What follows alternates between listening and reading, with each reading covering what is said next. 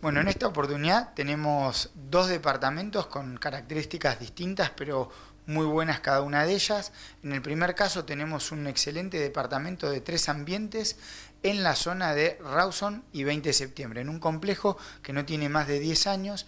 El departamento tiene muy buen living comedor, con balcón, cocina con lavadero, baño completo, 2 dormitorios y el dormitorio principal tiene vestidor y es en suite.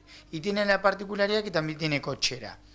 Cabe destacar la amplitud de todos los ambientes y la luminosidad. Como dije anteriormente, el edificio es un edificio que no tiene más de 10 años, con lo cual cuenta con carpintería de aluminio con doble vidrio. En ese sentido es muy lindo de visitar y tiene un valor muy competitivo, con lo cual invitamos a todos a que se acerquen a nuestras oficinas o vean en la página web las fotos del departamento.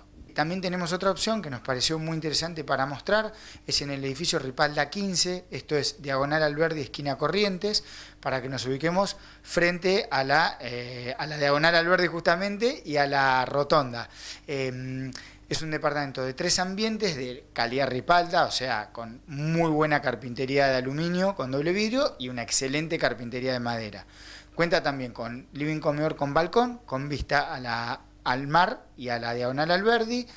Cuenta con baño completo, dormitorio en suite y cocina, comedor y cochera.